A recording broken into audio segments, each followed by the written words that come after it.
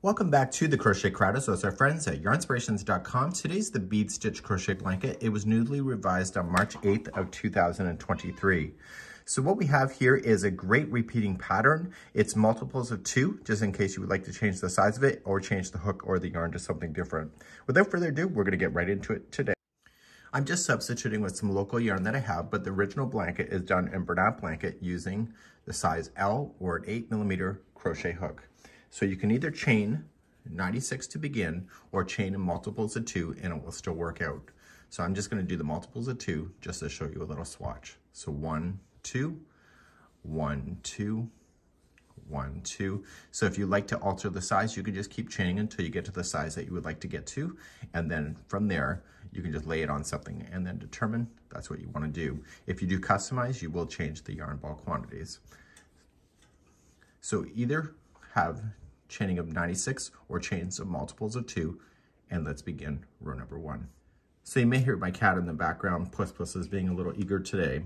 So we're going to go third chain from the hook. The chains that we're about to skip does not count as a stitch, so go third chain, and you want to go in. If you're using Bernat blanket, when you go to the third chain, make sure 2 strands are on top, 1 is on the bottom. It will make a difference in Bernat blanket for sure. And you're just going to half double crochet that one. So once you do the first one, you're just going to immediately jump to the next and half double crochet and continue to half double crochet yourself all the way across your chain. And I'll be right back in a moment. So eventually you're going to come all the way to the end. You just want to go into your very last chain that is on the edge of your chain. So it's the next one. And then that's it. So you're going to turn your work and let's begin row number 2. So let's begin row number 2. It's always going to be the same, and you're going to chain 2, and that doesn't count as a stitch, and you're going to come into the very first one, and you're going to double crochet the first 2 stitches before you do anything fun. Okay, so the chain 2 that you started is a builder, it's not an actual stitch. Now we're going to do the bead stitch around this double crochet that we just created. To do that, you're going to wrap the yarn and go around the post, so just around, and yarn over, pull through. And you want to do that a total of 3 times. So yarn over, around the same post, pull through and hold, and then do it again. So around the post and hold. You will have a total of 7 loops that are done. So in order to do this stitch, you're going to pull through all of the 6 first. Don't pull through the first loop here. So pull just through the first 6. And then yarn over, pull through the final 2, and that now counts as the top of that bead stitch. To progress to the next one, this counts as this stitch right here, so you're immediately going to jump to the second one over. And you're going to double crochet first. Okay, so this is the foundation of the bead stitch, and you're going to wrap a bead stitch around this post. So yarn over, around the post, do that 3 times. So yarn over, around the post, pull through, yarn over, around the post, pull through.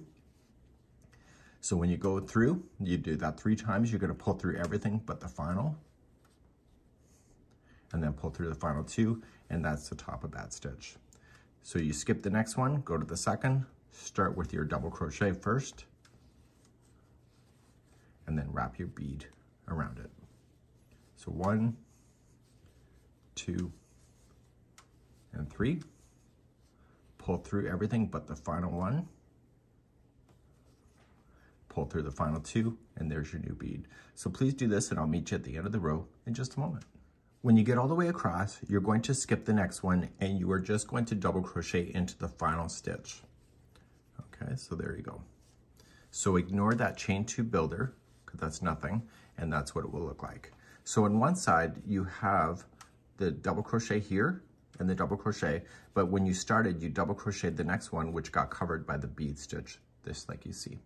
So let's turn our work and we're going to do rows number 3 and 4, which will be the final of the repeat.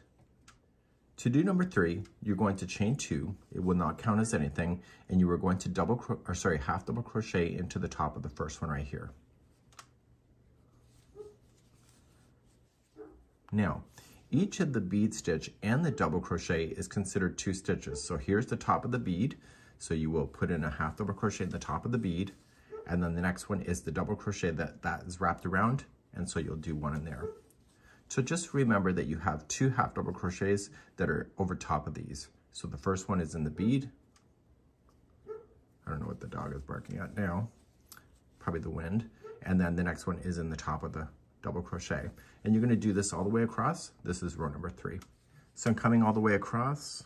So remember that the bead stitch that you see is consisting of 2 stitches.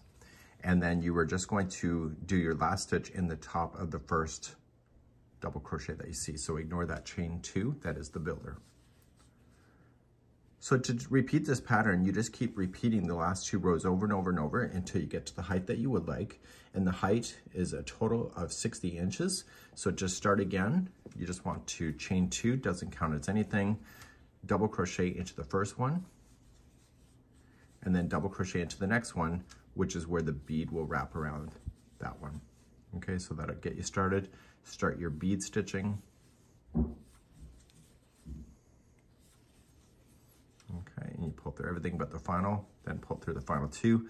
You skip the next one, and then double crochet and start your beads. So the beads will line up exactly on top of each other all throughout the whole blanket.